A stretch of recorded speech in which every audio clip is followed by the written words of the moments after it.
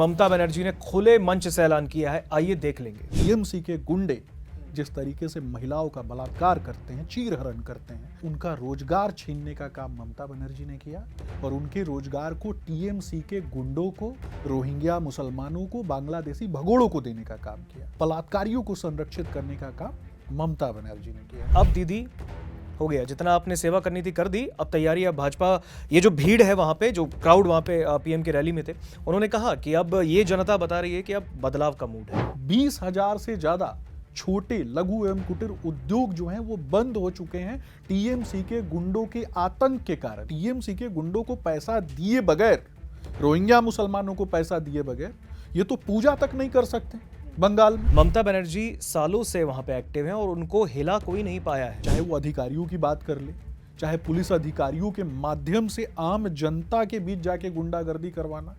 TMC के गुंडे एक मोबाइल चोरी करने से लेकर के एक बलात्कार करने की घटना में भी टीएमसी के गुंडे होते हैं। देश में इस वक्त जो पॉलिटिक्स चल रही है सुमित जी, ये कहां तक सही है? पक्ष और विपक्ष की लड़ाई। इनको तलवे चाटने वाले लोग चाहिए, चप्पल उठाने वाले लोग चाहिए। ममता बनर्जी का चप्पल उठाने वाला अगर कोई व्यक्ति है वो उनको पसंद है। 5 किलो अनाज के लिए टीएमसी के गुंडे महिलाओं का बलात्कार करता है। विपक्ष को क्या राहुल गांधी एकजुट अब तक नहीं कर पाए? मेरा स्पष्ट रूप से मानना है कि राहुल गांधी डिस्ट्रक्टिव मेंटालिटी का व्यक्ति है। मैं उनको बस इतना कहूंगा, आपका नया मालिक आ रहा है, उसके लिए भी अब जुबान थोड़ी लंबी रखनी है तलवे चाटने के लिए, क्योंकि जो जितना तलवा चाटेगा उतना फिट है कांग्रेस पार्टी में। जूता चाटना है बस, जगह नहीं मिलेगी। कि बिहार में मुख्यमंत्री अब कौन? बीजेपी से।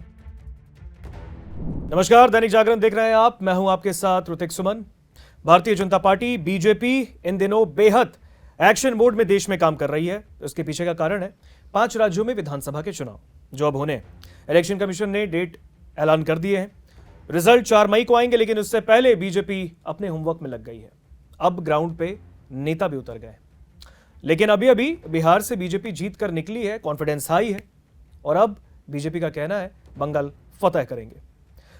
कई सवाल हैं इस पॉडकास्ट में, बातचीत करेंगे। हमारे साथ बेहद खास मेहमान जुड़े हैं आज, बीजेपी के फायर ब्रांड नेता और बीजेपी के प्रवक्ता सुमित शशांक। सुमित जी, बहुत बहुत स्वागत दैनिक जागरण पे आपका। बहुत बहुत धन्यवाद दैनिक जागरण की पूरी टीम का, जो आपने मुझे यहाँ पे आमंत्रित किया। जी, बीजेपी से ही शुरुआत, आप पार्टी से बहुत एक्टिव रहते हैं, ग्राउंड पे आपने देखा। बंगाल से शुरुआत करेंगे क्योंकि वक्त कम है। बंगाल में पहले 8 चरण में चुनाव, अब 2 चरण में चुनाव। बीजेपी के लिए 294 सीटों को साधना बंगाल में, ऐसे में जहां पे ममता बनर्जी ने खुले मंच से ऐलान किया है, आइए देख लेंगे। क्या लगता है बीजेपी के लिए कितना टफ होने वाला है? देखिए, पश्चिम बंगाल की भूमि, और खास करके मैं कहूँगा कि भारतीय राष्ट्रीय आंदोलन में पश्चिम बंगाल की भूमिका बहुत महत्व रहा। भारतीय सांस्कृतिक आंदोलन में पश्चिम बंगाल की भूमिका बहुत बड़ा महत्व रहा और भारत की विविधताओं को संवर्धित करने में पश्चिम बंगाल की भूमिका बहुत बड़ा योगदान रहा है। भारतीय कला संस्कृति को संवर्धित करने में योगदान रहा। माँ काली का प्रदेश, जहाँ आदि शक्ति माँ जगदम्बा की पूजा माँ काली के रूप में होती है, और वहाँ एक महिला मुख्यमंत्री, और महिला मुख्यमंत्री होने के बावजूद सनातन धर्म को गाली दी जाती है, सनातन को मानने वाले लोगों को अपमानित किया जाता है। देवी पूजा में जिस तरीके से विसर्जन के दौरान देवी की मूर्तियों को तोड़ा जाता है, और देवी की मूर्तियों को तोड़ने के साथ साथ टीएमसी के गुंडे जिस तरीके से महिलाओं का बलात्कार करते हैं, चीरहरण करते हैं, आम बंगाली नागरिकों का, जो मूल बांग्ला भाषी लोग जो पश्चिम बंगाल के नागरिक हैं, गांव गरीब किसान मजदूर जो अपनी फसलों को बेच करके दुर्गा पूजा दीपावली जैसे पर्व मनाते हैं, वैसे लोगों से उनका रोजगार छीनने का काम ममता बनर्जी ने किया और उनके रोजगार को टीएमसी के गुंडों को, रोहिंग्या मुसलमानों को, बांग्लादेशी भगोड़ों को देने का काम किया। और महिलाओं का जब बलात्कार होता है तो वैसे बलात्कारियों को संरक्षित करने का काम ममता बनर्जी ने किया। तो निश्चित तौर पर बंगाल की जनता ऐसे लोगों को सबक सिखाएगी और बंगाल की जनता के साथ, बंगाल की क्रांतिकारी भूमि के साथ भारतीय जनता पार्टी का एक एक कार्यकर्ता अंतिम सांस तक खड़ा है। आपने देखा, प्रधानमंत्री अभी कोलकाता होके आए हैं। कलकत्ता में उन्होंने एक बयान दिया, संबोधन में कहा कि अब दीदी हो गया, जितना आपने सेवा करनी थी कर दी, अब तैयारी, अब भाजपा, ये जो भीड़ है वहां पे, जो क्राउड वहां पे पीएम की रैली में थे, उन्होंने कहा कि अब ये जनता बता रही है कि अब बदलाव का मूड है। देखिए, आदरणीय प्रधानमंत्री नरेंद्र मोदी जी ने सदैव संयमित भाषा का प्रयोग किया और उन्होंने निश्चित तौर पे आप, और इसके अलावा भी मैं कहूँगा कि आदरणीय देश की यशस्वी राष्ट्रपति, जो कि महिला राष्ट्रपति हैं, जो आदिवासी समाज से आती हैं, इस देश में जो विविधताओं से भरा हुआ ये देश है, पश्चिम बंगाल की भूमि जो विविधताओं से भरी हुई है, और खास करके पश्चिम बंगाल से ठीक पड़ोसी राज्य उड़ीसा, और आप देखेंगे ना कि जिस तरीके से एक दलित आदिवासी महिला राष्ट्रपति वहाँ जाती हैं और उनके प्रोटोकॉल में जानबूझकर जिस तरीके से टीएमसी के लोगों ने और ममता बनर्जी ने जानबूझकर उनके प्रोटोकॉल की अवहेलना की, उनको अपमानित करने का काम किया, वो कितनी दुखी दिखाई देती हैं।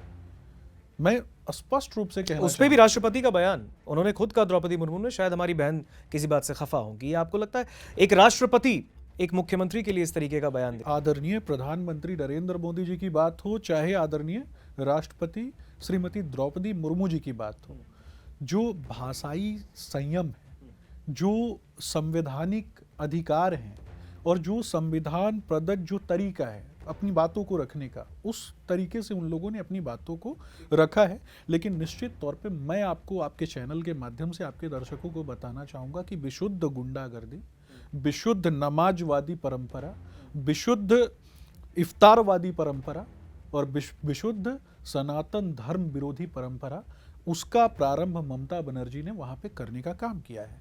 पश्चिम बंगाल की भूमि पर लगभग 6000 से ज़्यादा बड़ी कंपनियां जो हैं वो पलायन कर चुकी है टीएमसी के गुंडों के आतंक के कारण। लगभग 20,000 से ज़्यादा छोटे लघु एवं कुटीर उद्योग जो हैं वो बंद हो चुके हैं टीएमसी के गुंडों के आतंक के कारण। क्योंकि अगर कोई बिल्डिंग का निर्माण होता है, कोई मकान बनता है, तो वहाँ टीएमसी के गुंडों को पैसा देना पड़ेगा। वही रोहिंग्या मुसलमान भगोड़े, वही अगर कोई किसी इंफ्रास्ट्रक्चर का निर्माण होता है, कहीं पर भी कोई भी काम होता है, कोई हॉस्पिटल का निर्माण होता है, तो चाहे ऑटो स्टैंड की बात कर ले, चाहे किसी हॉस्पिटल की बात कर ले, चाहे किसी इंफ्रास्ट्रक्चर डेवलपमेंट की बात कर ले, अथवा किसी मॉल की बात कर ले, किसी मकान की बात कर ले, टीएमसी के गुंडों को पैसा दिए बगैर, रोहिंग्या मुसलमानों को पैसा दिए बगैर ये तो पूजा तक नहीं कर सकते बंगाल में।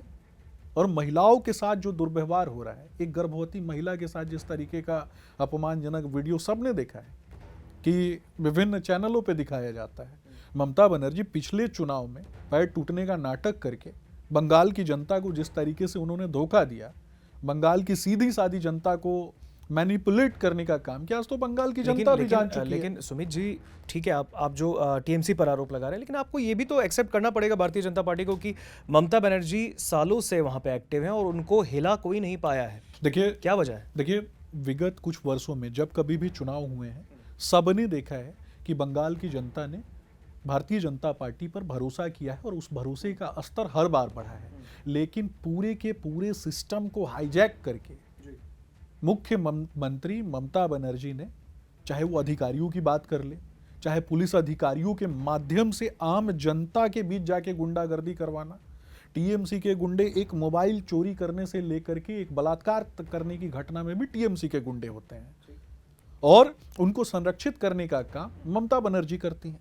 तो निश्चित तौर पर एक तो ये दुर्भाग्यपूर्ण है, ऊपर से मैं ये कहना चाहूँगा कि जिन संवैधानिक अधिकारों के कारण भारतीय संविधान की धाराएं और भारतीय संविधान प्रदत्त अधिकारों के कारण और जिन अधिकारों के कारण ममता बनर्जी मुख्यमंत्री के पद पे आसीन है, उन्हीं संविधान प्रदत्त अधिकारों के कारण अगर कोई अन्य व्यक्ति देश में कहीं पर भी किसी बड़े पद पे आसीन है और वो देश की सेवा कर रहा है, तो उसका वो अपमान करती हैं। वो बंगाल को एक तरीके से मानती हैं कि बंगाल उनका अलग देश की तरह वो ट्रीट करती हैं, और ये नहीं हो सकता। एसआईआर को लेकर आपने देखा काफ़ी नाराज़ हुई खुद मुख्य चुनाव आयुक्त के खिलाफ। अब आपको पता है संसद में टीएमसी और तमाम विपक्षी सांसदों ने महाभियोग लाने की कोशिश कर दी।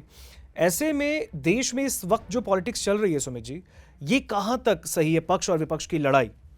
देखिए, मैं स्पष्ट रूप से बताऊंगा, जब मैंने पहले आपको कहा कि संविधान प्रदत्त अधिकारों के कारण अगर किसी व्यक्ति को कोई अधिकार है तो उसकी वो अवहेलना करती हैं, लेकिन जिन संविधान प्रदत्त अधिकारों के कारण वो स्वयं मुख्यमंत्री हैं, वो सिर्फ उसी पद को मानती हैं। ये पूरी की पूरी इंडी गठबंधन जो है ना, और इसके अलावा ममता बनर्जी की तो बात हो ही रही है। आप देखिए ना, दक्षिण भारत की एक घटना होती है, एक जज के खिलाफ महाभियोग लेकर के आ जाते हैं। अब चुनाव आयुक्त के खिलाफ महाभियोग लाने की जो बात चल रही है और जिस तरीके से ये काम कर रहे हैं, निश्चित तौर पे दुर्भाग्यपूर्ण है। इनको तलवे चाटने वाले लोग चाहिए, चप्पल उठाने वाले लोग चाहिए। ममता बनर्जी का चप्पल उठाने वाला अगर कोई व्यक्ति है, वो उनको पसंद है। अभी वर्तमान में इनके एक नेता ने जिस तरीके से भारतीय क्रिकेट टीम पे बयान दिया, नाम ले लीजिए ना, कीर्ति आजाद। हम निश्चित तौर पे कीर्ति आजाद की बात कर रहा हूँ। ऐसे छूट भैया जो मानसिकता वाले लोग हैं, जिनको जनता याद भी नहीं, मुझे लगता है कि नई जनरेशन जानती भी नहीं होगी ऐसे लोगों को, जिनका बहुत ज्यादा योगदान भी नहीं रहा है कहीं पर। और ऐसे लोग जो हैं, अब कहीं कुछ बड़ा होता है तो कुछ फालतू के बयान देकर के ये लोग फुटेज लेना चाहते हैं, यानी लाइमलाइट, सस्ती लोकप्रियता। सस्ती लोकप्रियता। लेकिन बंगाल के अंदर अगर हम देखें किस तरीके से बीजेपी को अब आप देख रहे हैं, क्या ग्राउंड लेवल पे तैयारियां शुरू हो चुकी है, हर बूथ स्तर पे जाके लोगों को जागरूक किया जा रहा है। अगर आपसे मैं पूछूं कि भारतीय जनता पार्टी के लिए कितना मुश्किल है इस बार का बंगाल, क्योंकि अभी देखिए और 4 अन्य राज्यों में है, पुडुचेरी है, आपके सामने केरल है, असम में चुनाव है। असम में देखिए, असम में भी जिस तरीके से हिमंता बिस्वा शर्मा ने एक अलग अपनी तैयारी करके रखी है, उन्होंने बोला भी कि असम में अब हमको कोई नहीं हिला सकता। कांग्रेस कह रही है कि इस बार ये हिमंता बिस्वा शर्मा का आखिरी चुनाव है। देखिए, हमारा स्पष्ट रूप से मानना है, हमारी जो आइडियोलॉजी है वो मानती है कि सर्वे भवन्तु सुखिनः सर्वे सन्तु निरामया। हम कहीं ना कहीं इस बात को मानते हैं कि वसुधैव कुटुंबकम।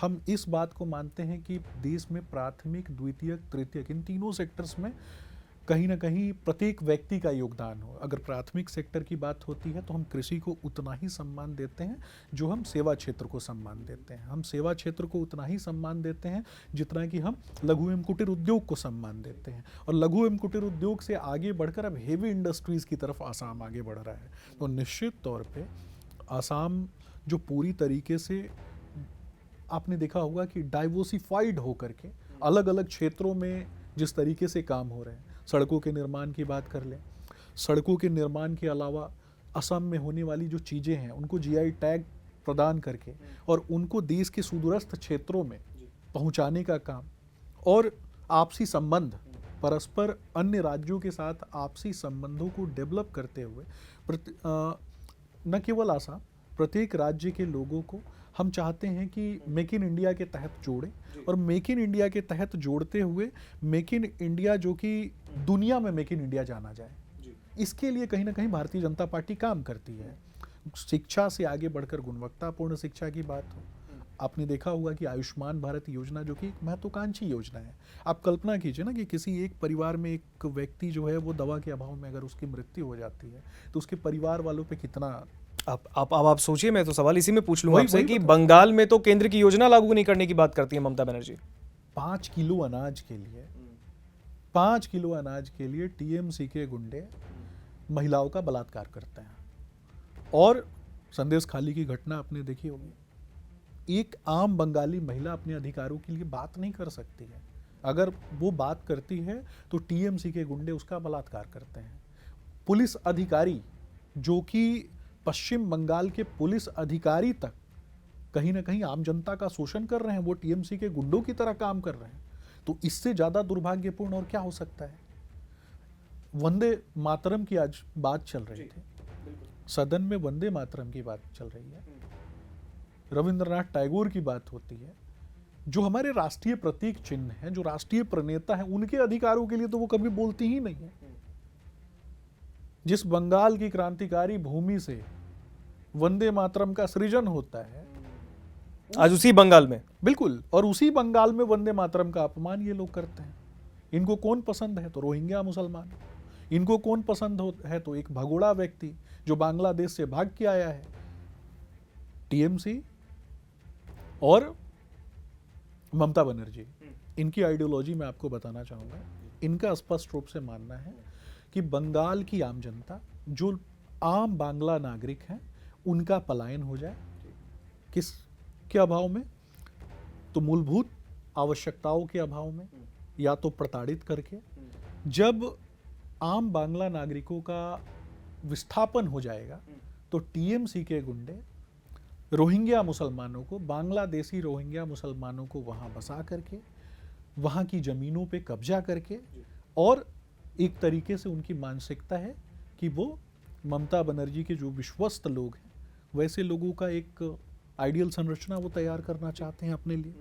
तो निश्चित तौर पे ये तो नहीं होगा। ठीक है सुमित जी, अगर वोटर्स पे बात करते हैं जरा, क्योंकि कुछ जगह पे अब सर्वे होने लगे हैं, एजेंसी सर्वे कर रही हैं, और उसमें भी बंगाल में कई एजेंसी ने कहा कि बीजेपी जीतती तो नहीं दिख रही है, लेकिन सीटें बढ़ती दिख रही हैं, टीएमसी की सीटें घटती दिख रही हैं। लेकिन अब ऐसे में अगर आप देखें, आपके लिए बहुत मुश्किल है बीजेपी के लिए मुस्लिम वोटर को साधना। पिछली बार भी तकलीफ है, उससे पहले भी तकलीफ।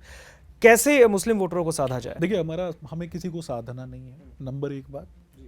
और निश्चित तौर पर साधने से आगे बढ़कर हम एक बात में यकीन करते हैं कि मैंने पहले कहा कि सर्वे भवन्तु सुखिनः सर्वे सन्तु निरामया, सबके लिए काम होता है। जब आयुष्मान भारत योजना के तहत हम हजारों लाखों लोगों को स्वास्थ्य सुविधाओं से लाभान्वित करते हैं, तो क्या उसमें भारतीय जनता पार्टी या फिर हमारी केंद्र की सरकार ने किसी व्यक्ति से ये पूछकर, एक भी व्यक्ति आकर के बता दे कि वो मुसलमान है और उसको इसलिए आयुष्मान कार्ड नहीं दिया गया क्योंकि वो मुसलमान है? कोई एक व्यक्ति आकर के बता दे जिसको आवास योजना के तहत उसको घर इसलिए नहीं दिया गया कि जिसको केंद्र का लाभ ना मिला हो, केंद्र की योजनाओं का लाभ ना मिला हो? तो निश्चित तौर पर ये प्रतीत होता है कि हम सबके लिए काम करते हैं, लेकिन किसी एक वोट बैंक को साधने की अगर बात होती है तो ऐसी मानसिकता हमें मंजूर नहीं। अब जरा देश के भी पॉलिटिक्स पे नजर डालते हैं। आपने देखा भी संसद चल रहा है ना, पार्लियामेंट का सत्र चल रहा है, जिस तरीके से पक्ष और विपक्ष कई मुद्दों को लेकर आमने सामने। आपने देखा वहां पर जो विपक्ष के सांसद है वो बाइकआउट करने की भी कोशिश करते हैं, सदन में हंगामा होता है। इस तरीके से अगर सदन चलेगा, नेता प्रतिपक्ष राहुल गांधी की अगर हम बात करें, आप काफ़ी राहुल गांधी पर मुखर होकर बोलते भी हैं।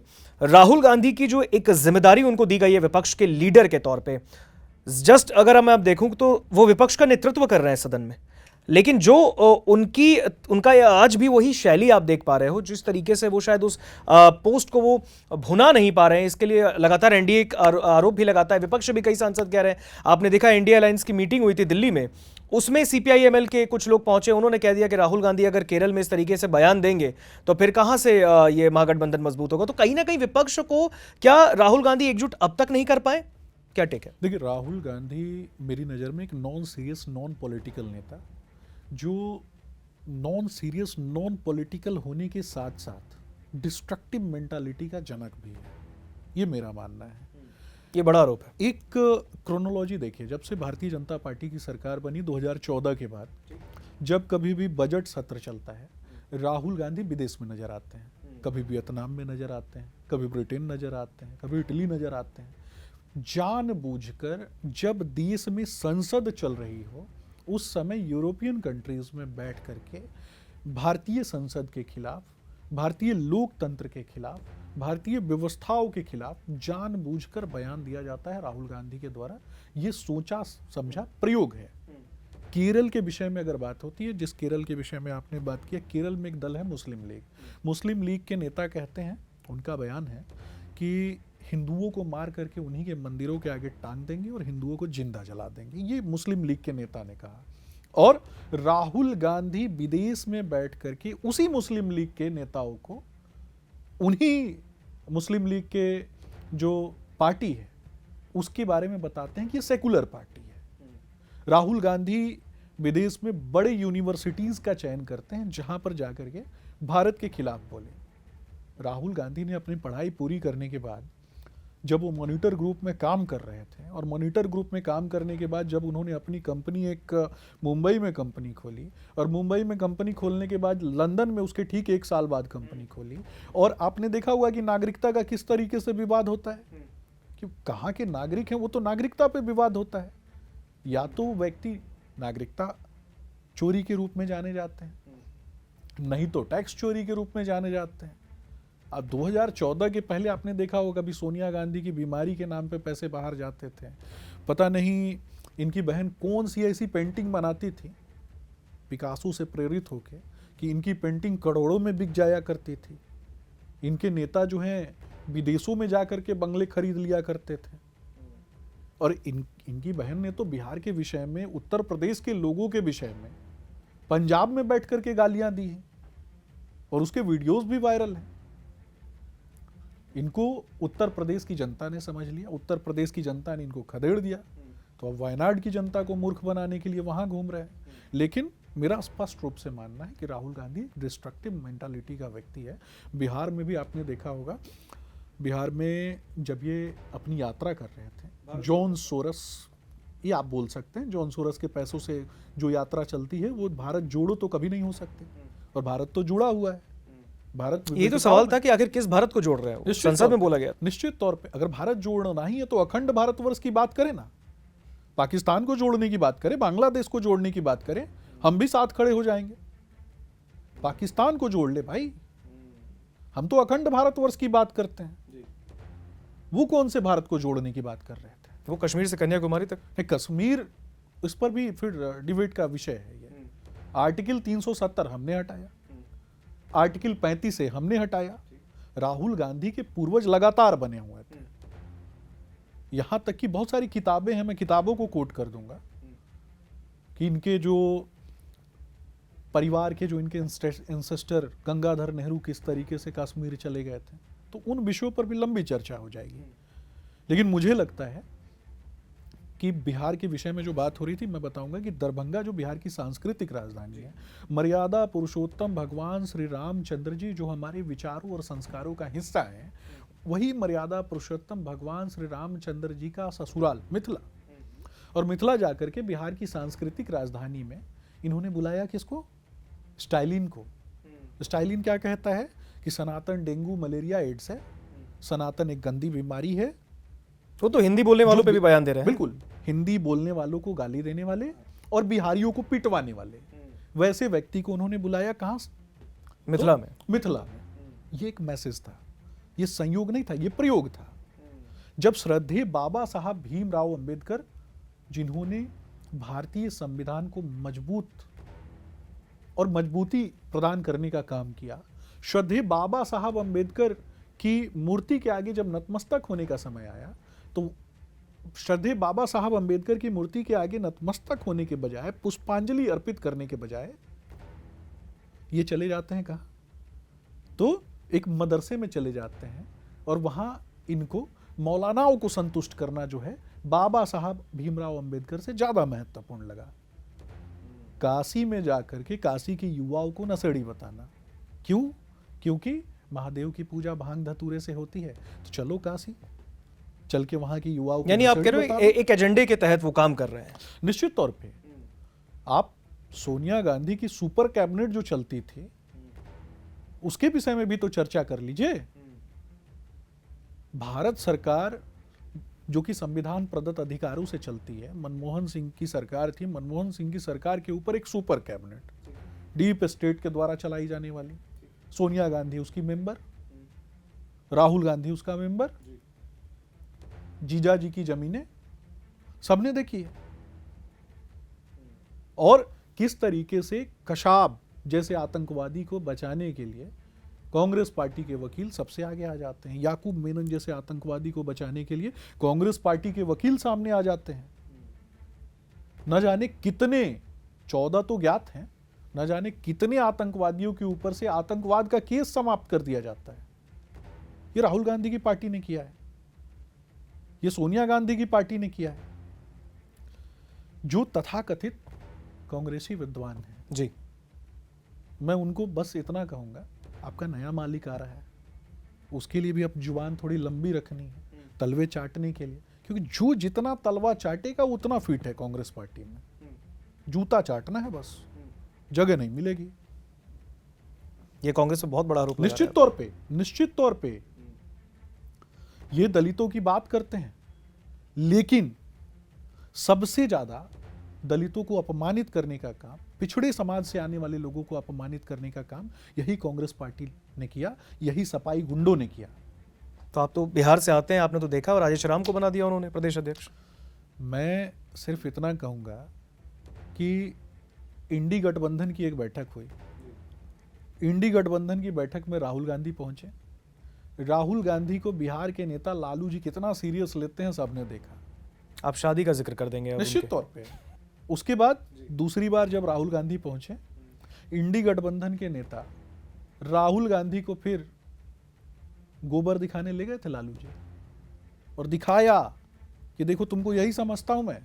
ये राहुल गांधी को लालू जी का स्पष्ट मैसेज था, वो जस्ट अ पपेट। जब दुनिया की सारी देश की सारे कैमरे जब उधर थे कि एक इंडी गठबंधन इन्होंने बनाया है मोदी जी के खिलाफ, बाद में उस इंडी गठबंधन का क्या हुआ वो तो सबको दिखाई दिया। और किसी भी एक व्यक्ति को किसी बड़े पद पे पहुंचाने से ज्यादा उस समाज के लिए योजनाएं बनाने पर ध्यान देना चाहिए। समाज के लिए योजनाएं बनाने के साथ साथ उन योजनाओं की इम्प्लीमेंटेशन पे ध्यान देना चाहिए। और निश्चित तौर पे मैं गर्व के साथ कह सकता हूं कि भारतीय जनता पार्टी ने अंत्योदय के लिए काम किया। अंत्योदय हमारा लक्ष्य है। समाज के अंतिम पायदान पे बैठा हुआ व्यक्ति, उसकी आंखों के सपने और उसकी आंखों के सपनों को जीवंत करने में आपकी भूमिका। और जब उस व्यक्ति के आंखों के सपने जीवंत हो जाते हैं तो भारत को आगे बढ़ाने में उसकी भूमिका, ठीक, निश्चित तौर पे इस पर हम फोकस करते हैं। इनको जब चुनाव आता है तो चुनाव के समय में तो ये भगवा भी पहन लेते हैं और बाकी समय भगवा को गाली देते हैं, सनातन धर्म को गाली देते हैं, राम मंदिर को अब के खिलाफ इन्होंने अपशब्द कहा है। तो इससे ज्यादा दुर्भाग्यपूर्ण कुछ हो बीजेपी तो अब तक कह रही क्यों नहीं गए अयोध्या? निश्चित तौर पे चुनाव आ रहा है, हो सकता है जाएंगे इस बार। अब ज़रा बिहार की बात कर लेते हैं, क्योंकि अब पॉडकास्ट को वाइंड अप करने का वक्त आ रहा है। तो शुरुआत, क्योंकि बीच में आप बिहार में एंट्री आपने की थी और बिहार से आपका ताल्लुकात है और बिहार के लिए आप एक्टिव रहते हैं बीजेपी में। पहला सवाल, और शायद मुझे लगता है आपको उम्मीद हो गई हुई क्या आ रहा है कि बिहार में मुख्यमंत्री अब कौन, बीजेपी से? देखिए, भारतीय जनता पार्टी के काम करने के तरीके को आप इतने वरिष्ठ पत्रकार हैं, आपको मालूम होगा। भारतीय जनता पार्टी में एक मंडल अध्यक्ष जो होता है ना, वो मंडल अध्यक्ष भी इस लायक होता है कि अगर उसको दायित्व प्रदान किया गया राष्ट्र सेवा का, राज्य की सेवा का, कंस्टिट्यूएंसी की सेवा का, तो अपना 100% देता है। तो निश्चित तौर पे भारतीय जनता पार्टी कार्यकर्ता निर्माण वाली पार्टी है। कार्यकर्ता निर्माण, और वही कार्यकर्ता राष्ट्र निर्माण में उसकी भूमिका। नितिन नवीन जी को ही हमने देख लिया एग्जाम्पल के तौर पे। निश्चित तौर पे आपने एग्जाम्पल देखा और पूरा देश किस तरीके से उस डिसीजन का स्वागत कर रहा है। तो निश्चित तौर पे एक शक्तिशाली नेता, एक शक्तिशाली व्यक्ति, जो भी पार्टी की तरफ से अथवा हमारे गठबंधन की तरफ से जो भी व्यक्ति मुख्यमंत्री बनेंगे, निश्चित तौर पर। क्या आपके पास कोई ऐसी जानकारी आखिर कब तक नए नाम का ऐलान हो सकता है? देखिए, मेरा स्पष्ट रूप से, क्योंकि नीतीश कुमार तो अब आ गए राज्यसभा, मेरा स्पष्ट रूप से मानना है, आदरणीय मुख्यमंत्री नीतीश कुमार जी और एनडीए की सरकार ने, हमारी सरकार ने लगातार महिला सशक्तिकरण के लिए काफ़ी काम किया। बिहार, जो कि जब बिहार एनडीए को मिला, एनडीए के नेतृत्व में बिहार को काम करने का अवसर मिला, और बिहार के लिए जब एनडीए को अवसर मिला तो बिहार जिस तरीके से था, बिहार को आगे बढ़ाने का काम प्राथमिक, द्वितीयक, तृतीयक, इन सभी सेक्टर्स में एक बड़े चैनल के माध्यम से, जब एक बार मैं इंटरव्यू दे रहा था, लगभग 5 वर्ष हो गए, मैंने स्पष्ट रूप से कहा था कि अब हम लघु एवं कुटीर उद्योग के लिए काम करेंगे, द्वितीयक सेक्टर में काम करेंगे, और द्वितीयक सेक्टर का जो प्राथमिक स्टेज है उसके लिए काम करेंगे। और मैं गर्व के साथ कह सकता हूं कि लघु एवं कुटीर उद्योग को समृद्ध करने के लिए लगातार सतत प्रक्रिया के अनुसार हमारी एनडीए की सरकार ने काम किया। आप देखेंगे कि हमारे कई गठबंधन के साथी जो केंद्र में मंत्री हैं वो भी लगातार काम कर रहे हैं। इसके अलावा महिला सशक्तिकरण के लिए एक बेटी का जन्म होता है तो उसके खाते में रुपए देने का काम हम करते हैं, माल न्यूट्रिशन से बचाने के लिए काम करते हैं। वही बेटी जब 7वीं कक्षा में जाती है तो उसको पोशाक योजना के तहत पोशाक प्रदान किया जाता है, अच्छे पोशाक, अच्छे वस्त्र, गरिमामय जीवन। और जब वो बच्ची 9वीं कक्षा में जाती है तो साइकिल योजना के तहत, ताकि वो स्कूल जा सके, यानी स्टेप बाय स्टेप, निश्चित तौर पे, और उचित शिक्षा ग्रहण कर सके। इसके अलावा जब मैट्रिकुलेशन पास करती है तो खाते में हजारों रुपए प्रदान करना, इंटर पास करने के बाद खाते में हजारों रुपए प्रदान करना, ग्रेजुएशन पास करने के बाद हजारों रुपए प्रदान करना, विवाह के उपरांत हजारों रुपए प्रदान करना, और 35% नौकरी में आरक्षण देना। तो एक विजनरी प्रोजेक्ट के तहत हमने काम किया। निश्चित तौर पे आपका प्रश्न जो है वाजिब है। आपने जो प्रश्न किया है मैं स्पष्ट रूप से उसका बयान उस पर बोलना चाहूँगा कि बिहार, आप आगे देखेंगे कि स्वर्णिम बिहार के लिए लगातार बिहार एनडीए परिवार का प्रत्येक व्यक्ति जो है वो सतत प्रक्रिया के अनुसार काम करेगा और कंस्ट्रक्टिव दिशा में बिहार आगे बढ़ेगा। आपने एक प्रश्न पूछा कि मुख्यमंत्री कौन हो, जी, तो मैं फिर उस पर आता हूँ। ये एक प्रक्रिया है और प्रक्रिया को समय से पहले डिकोड करना उचित नहीं है। तो निश्चित तौर पे जो होगा वो सबके साथ सहयोग और बिहार की उन्नति वाला डिसीजन होगा। मैंने अपना जिम्मा निभाया, आपने अपना निभा निश्चित लिया। तौर पे समय से पहले संगठन के अंदर के किसी भी चीज को, लेकिन बहुत जल्द तस्वीर आ सकती है सामने। निश्चित तौर पे तस्वीर जो है वो बिहार को आगे बढ़ाने वाली तस्वीर होगी और हमारा एकमात्र उद्देश्य बिहार आगे बढ़े, अंतिम पायदान पे बैठा हुआ व्यक्ति आगे बढ़े, बिहार तरक्की करे और जो गरिमामयी परिस्थितियां आज से कई वर्ष पहले नालंदा, विक्रमशिला और बिहार के लोगों की थी, जो मगध गणराज्य की रही, जो अंग गणराज्य की रही, जो वज्जी गणराज्य की रही, तो कहीं ना कहीं उस गरिमामयी इतिहास को एक बार पुनः जीवित करने के साथ साथ, सांस्कृतिक उत्थान के साथ साथ, इंफ्रास्ट्रक्चर रूप से उत्थान के साथ साथ सर्वे भवन्तु सुखिनः सर्वे सन्तु निरामया वाली भूमिका में बिहार आगे खड़ा दिखाई। बस एक आखिरी सवाल अब आपसे। राज्यसभा के लिए कल वोटिंग हुई थी बिहार में, एनडीए के उम्मीदवार जीत गए हैं। तेजस्वी का बयान आया था, उन्होंने कहा विधानसभा में भी धांधली, अब यहाँ पे राज्यसभा के लिए यहाँ पे जो मतदान हो रहे हैं विधायकों के, वहाँ पे भी धांधली हो जा रही है। तेजस्वी जिस तरीके की बयानबाजी कर रहे हैं, आप देख रहे हैं, आपने 15 में देखा तेजस्वी को, 20 में देखा, 25 में देख रहे हैं। देखिए, राष्ट्रीय जनता दल के विषय में आपने बड़ा अच्छा प्रश्न किया। राष्ट्रीय जनता दल के विषय में मालूम है आपको, राष्ट्रीय जनता दल को बिहार में कहा जाता है, आप किसी भी व्यक्ति से जाकर के पूछिए, राष्ट्रीय जनता दल का नाम मत लीजिए, आप सीधा एक बार बोलिए कि गुंडा पार्टी के लोगों ने ये कहा, तो सीधा बोलेंगे कि राजद के लोगों ने कहा क्या। तो कहीं ना कहीं एक मानसिकता है, राष्ट्रीय जनता दल अर्थात गुंडों की पार्टी। लालू प्रसाद यादव ने बिहार में अपराधियों, बाहुबलियों, गुंडों को चुन चुन के पार्टी बनाई। लेकिन लालू जी का जो माइंड रहा है वो तो तेजस्वी में आप नहीं देख रहे ना। वो तो कम से कम एक भीड़ में, एक झुंड में चलते थे, ये आप बोल सकते हैं, ये आप एक ताकत में चलते थे, ये आप बोल सकते हैं। हाँ। लेकिन पूरा का पूरा वही सिस्टम है। तेजस्वी यादव की बात कर ले, चाहे लालू प्रसाद यादव की बात कर ले, चाहे उनके पार्टी में जो पूरी की पूरी जो जमात है ना, अपराधियों की जमात, आपराधिक मानसिकता की जमात, बिहार को लूटने वालों की जमात, लालू प्रसाद यादव ने अपराधियों, गुंडों, बाहुबलियों को एकत्रित करके पार्टी बनाई, जिसका नाम राष्ट्रीय जनता दल रखा और जिसको हम लोग गैंग्स ऑफ राष्ट्रीय जनता दल कहते हैं। गिरोह का गिरोह, निश्चित तौर पे एक जिले का अलग गिरोह, दूसरे जिले का अलग गिरोह और सारे गिरोह मिलकर के संगठित होकर के एक पार्टी बन गई। सबसे ज्यादा सवर्णों का नरसंहार लालू प्रसाद यादव के काल में, सबसे ज्यादा ओबीसी वर्ग से आने वाले लोगों का अपहरण लालू प्रसाद यादव के काल में किसने किया? यही राष्ट्रीय जनता दल के लोगों के माध्यम से हुए ना। सबसे ज्यादा दलितों पर एफआईआर लालू प्रसाद यादव के काल में किसने किया? यही लोग तो थे। लालू प्रसाद यादव के घर पे जिस तरीके से आपने देखा कि एक दलित महिला का बलात्कार होता है और उसके बाद दलित महिला के बलात्कार के बाद लालू प्रसाद यादव के घर पे पंचायती हो रही थी, लालू प्रसाद यादव पंचायती करवा रहे थे। तो इससे ज्यादा दुर्भाग्यपूर्ण और कुछ हो सकता है क्या? चंपा विश्वास की घटना देश नहीं भूला है। तो मुझे लगता है कि निश्चित तौर पे यह दुर्भाग्यपूर्ण है। तेजस्वी यादव उसी मानसिकता के पूरक हैं और इसी अहंकार के कारण बिहार की जनता ने उनको इससे खराब चुनाव हारना कुछ हो सकता है क्या? नवरात्रि में मछली खा के चिढ़ाना, कहां 75 कहां 25, वही अभी ये सुधरे नहीं है। पर बिहार की जनता जब तक किसी को सुधारती नहीं है ना, तब तक छोड़ती नहीं है।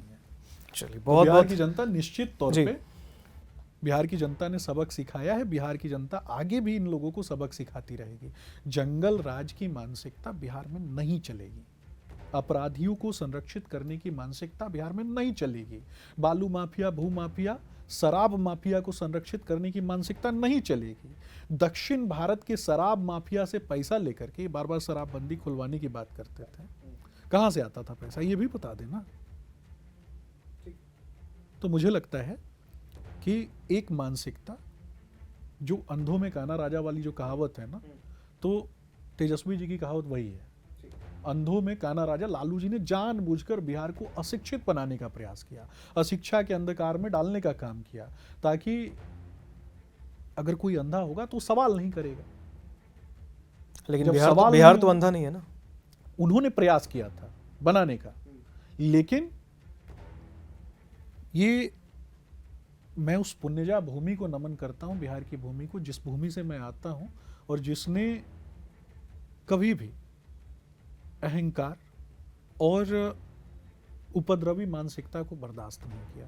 समय और परिस्थितियों के अनुसार हर अहंकार का दमन करने का काम किया, और जो एक मानसिकता जिसने बिहार को लूटा, वैसे लोगों को भी सबक सिखाने का काम किया। बहुत बहुत शुक्रिया सुमित जी, आपने अपना कीमती वक्त हमको दिया। कई मुद्दों पर आपने बात की, बंगाल, देश की राजनीति और बिहार, क्योंकि बिहार तो छूटता ही नहीं ना हम सबसे। तो कई बातें अभी सुमित शशांक जी ने बताई पार्टी को लेकर, और जिस तरीके से विपक्ष पर फायर हुए, मैं उम्मीद करता हूं दर्शकों को ये पॉडकास्ट बहुत पसंद आया होगा। फिलहाल के लिए इस पॉडकास्ट में इतना ही। नमस्कार।